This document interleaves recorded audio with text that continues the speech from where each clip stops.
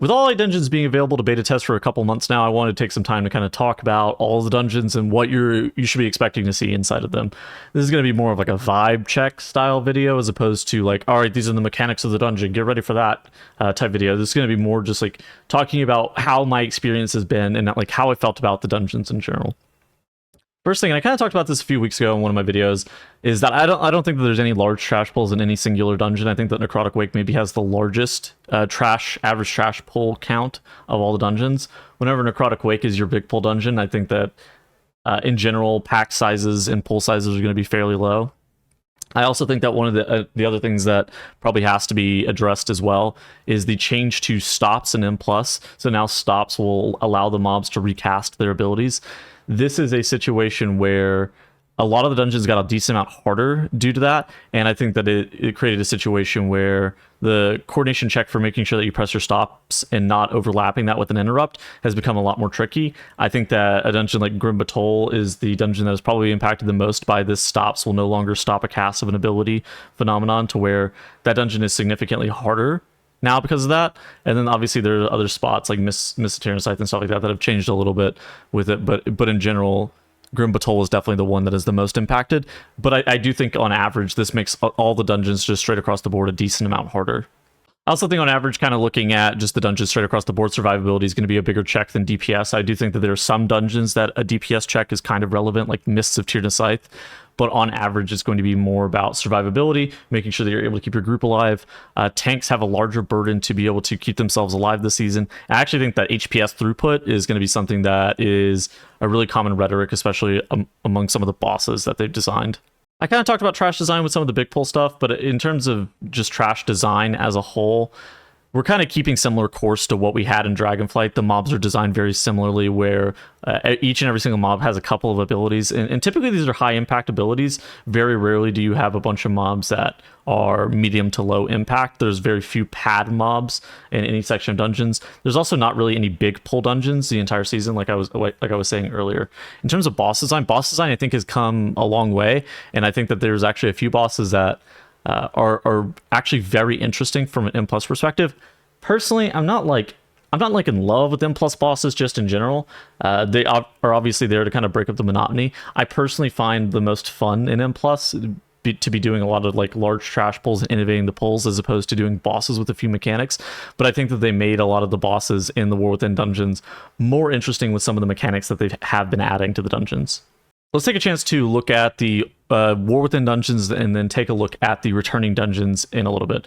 First and foremost, let's look at Aurakara. Aurakara thematically is a pretty cool zone. It's supposed to be like a Nerubian palace where there's a bunch of spiders and things that are going on in there.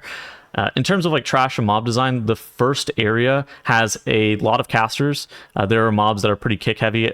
Otherwise, you're going to get feared on one of the mini bosses. Alternatively, there's going to just be like a large amount of pulsing AoE if you don't get other mobs kicked. On top of that, I think that the big thematic thing in the first area is that there's like a large heal check a couple of times, forcing your healer to make sure that they're really prepared for a few key moments of this. The first boss is also kind of a weird spot where the heal check on that boss is fairly high. It is a 3-boss instance, so it should in theory be relatively short, which is nice. I think that that's something that's pretty positive.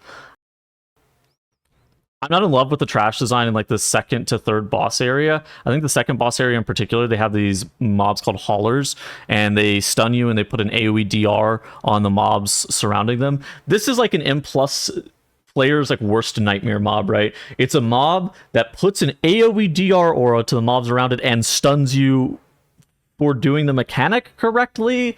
Like that to me seems just like it's in opposition of like how the M+ players want to play the dungeon.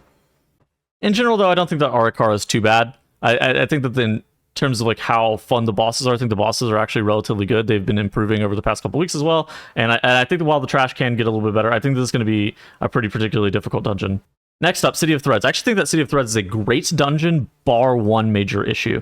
So I think that the boss design in City of Threads is very interesting. I think that trash is actually quite well designed, particularly in like the last area. I think it probably has some of the best trash design of any of the War Within dungeons, with how big you can pull and like what the mobs are doing and like how it feels to actively play around the mechanics. But there's a couple of things that I really don't like about City of Threads. First and foremost, there is multiple minutes of RP in the middle of the dungeon, and that to me I think feels like you're sitting in traffic, is the best way to describe it, where you end up running around and you do this like Eye of the Queen mini game, and then you have to wait on the mini boss for like a minute 15 seconds to be able to activate 2 webs worth of RP. And that to me just like, you guys remember like Halls of Valor, how people would complain about RP hell in Halls of Valor? Kind of similar vibe to that, where there's a lot of running around, and it's like a 5-minute span where you're just like, all you're doing is like running around and like killing like 3 packs of mobs. And that to me I think is like pretty bad. I do think the rest of the dungeon is actually quite cool. There is like an interesting engineering buff that you get in there. There's like these 4 Nerubian queens that if you activate the engineering buff in there, you're able to get 15% damage and 15% healing for 25 seconds. It's pretty impactful. I think you're going to end up pulling the first area around this buff just in general, and getting a large portion of your count from the first area. I will say the only other like major criticism that I have towards the dungeon is, for some reason, the trash at the end, just a lot of it doesn't give count. And I don't know if it's a bug or if it's intentional, but I'm not a fan.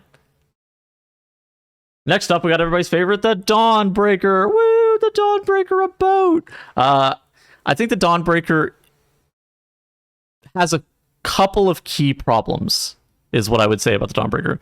First and foremost, I think it's very challenging to tell what you're supposed to be doing and where you're supposed to be going whenever you're playing the Dawnbreaker. After you kill the first boss, you're supposed to fly around in the city, killing mini bosses to deactivate a debuff that's on the second boss of the dungeon. The downside is that Blizzard doesn't do a great job of explaining where you're supposed to go and what you're supposed to be doing. There are these pillars of light that are like safe spots that are near each and every single mini boss that you're supposed to get, and there's like this mini map that has the mini bosses on them as well. But your mini map will also like show you the boss whenever the boss is patrolling around, so you don't always know exactly what you're supposed to be doing. So instead, you're supposed to read like the say chat text of the mobs to like really understand what's supposed to be going on. And that to me, I feel like is a bit weird with the Dawnbreaker. I just don't think it ever really makes sense, like what you're supposed to actively be doing at any given moment as a player. And now I think that, Blizzard does this thing where they like typically will put you in like a whole W dungeon, and this is like a lot more open dungeon, which in general in concept I think I like.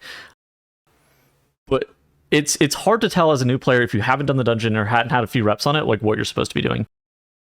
Additionally, the Dawnbreaker, and I'm going to kind of talk about this with Necrotic Wig as well, is kind of buggy. There's a few key abilities that just don't really work on top of the Dawnbreaker. I've heard rumors about things like Vengeful Retreat, Blink not working on the Dawnbreaker. I've tried to rescue people sometimes on the Dawnbreaker, and I will fly straight through the boat and fly straight to my death, because it's like kind of buggy because of like how it's moving in the air. I've also had a couple of spots where the Dawnbreaker, just the boat itself, wasn't there whenever I would like walk up to the boat, and so there was like some weird desync where we basically had to abandon the run because the Dawnbreaker wasn't there. So there's like a couple of weird bugs. Hopefully those get fixed. Blizzard has had issues in the past where there's like floating terrain, and like battling on top of floating terrain is a bit strange, and so like it might not get fixed, but I'm kind of hoping that it does. In terms of difficulty, I think this is one of the more challenging dungeons, but once you get a few reps in here, I think it becomes a bit more rewarding.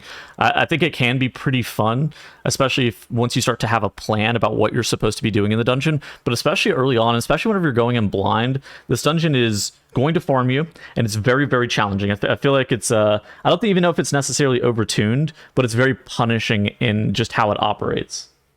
So the last of the War Within exclusive dungeons is the Stone Vault. The Stone Vault is kind of a dungeon that's grown on me a little bit. I do think that it's a bit unfortunate that Curse Dispel is more or less required in there. There are a lot of curses in this dungeon, and they are high impact curses. Like, they do a lot of damage to your group. There's also kind of an interesting profession buff in here as well, which is available to dwarves, blacksmiths, and warriors. Okay, I couldn't remember what the third thing was. And warriors, where it gives you 10% versatility for 10 minutes. And that's pretty valuable. I think that the bosses in this dungeon are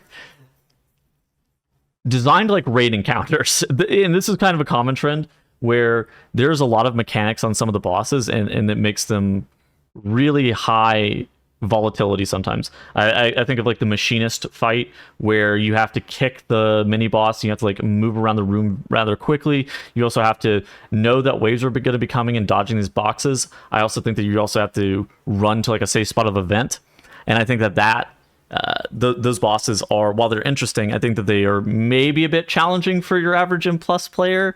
I do question as to whether or not that's going to be something that, you know, your average M plus player is going to really be struggling with, because that movement, and Blizzard like kind of hammered this a lot. There's a lot of movement intensive M plus bosses.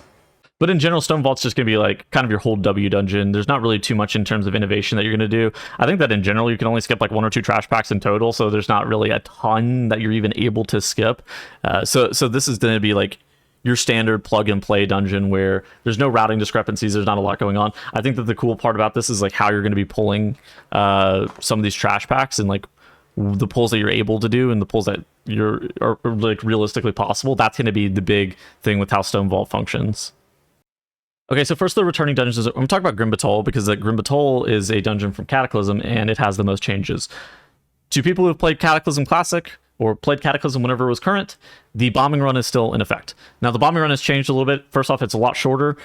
Secondly, it's a lot, you know, like higher impact. Basically, you're just trying to kill some of the trash mobs that are there. There are a couple of specific packs that you're supposed to be killing. Things with like overseers and whatnot are supposed to be, you know, the most important mobs that are in the dungeons.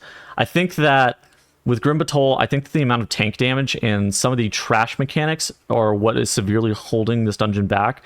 I think that the trash is just, by and large, a bit too hard, where you have things like these mobs that will ascend and do like an insane amount of AoE. There's also like these overseer mobs at the beginning of the dungeon that do a tank buster and they enrage the entire trash pack. There's a bunch of mobs that have just insane tank busters here. There are warlocks that put this heal absorb on you. That's a curse dispel that you really want to be able to decurse it off of yourself as well.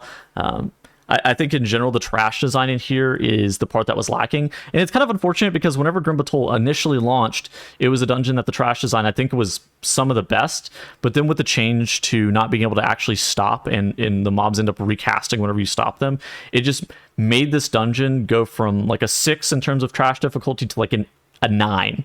And so I think that that's one of those things that maybe if they tone back the difficulty of the Grim Batol trash, this dungeon could actually be a lot better. But as it currently stands, it's not exactly the most fun thing to do. The bosses in here are more or less fine. They're not great. Like, I'm not in love with all of the bosses, but I think the bosses in here like serve their purpose, right? None of them are bad bosses that you're going to be complaining about. The last boss of the dungeon is, I would be surprised if it doesn't get changes, is how I would describe it.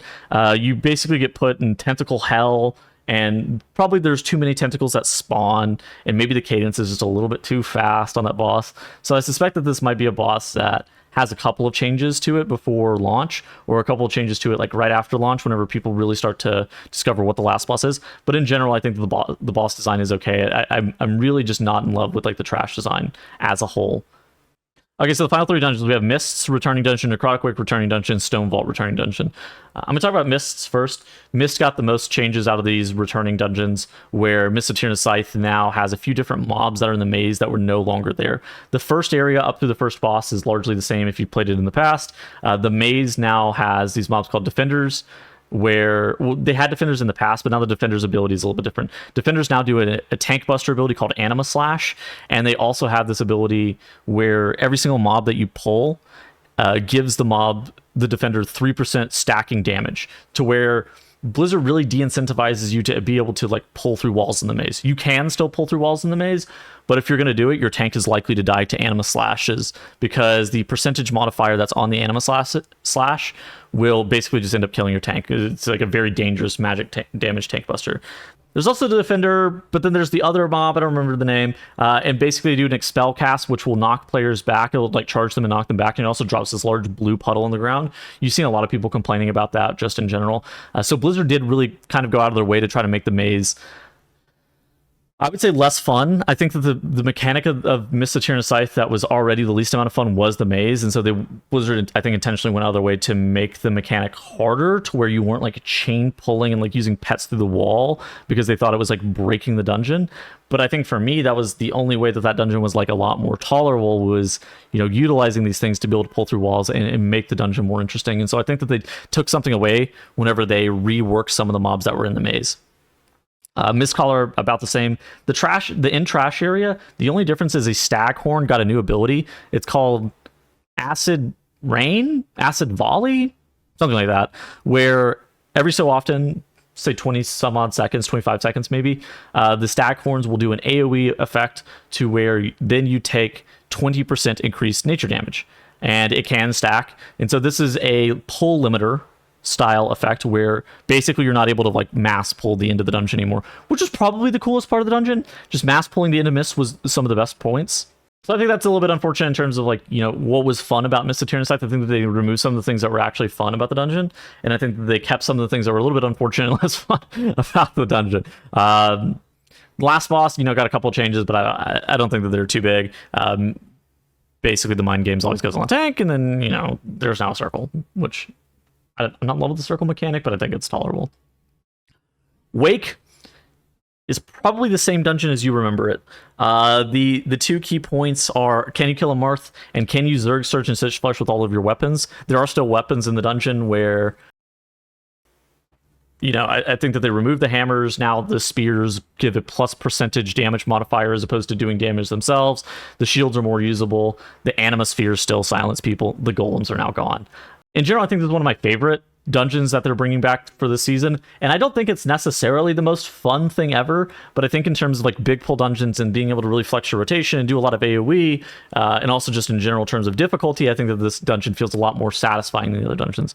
I think it's kind of a combination of, we've played the dungeon before, plus it's just like slightly easier, and it has a fairly lenient timer, which all of those things in conjunction with one another make Necrotic Wake a bit of an easier challenge and a bit of an easier ask for players. I do still think that, similar to Dawnbreaker, the bugs that are in the Necropolis that are still present to this day from when Necrotic Wake were current are kind of unacceptable. I hope that they get fixed before launch. Basically, you can't use like Breath of Eons. There's a bunch of other abilities that don't work inside of the Necropolis. Like, you can't force the nature trees. There's like a bunch of other lizard abilities that you just can't press in there. I think that all of that stuff not working in the Necropolis has got to be fixed before launch.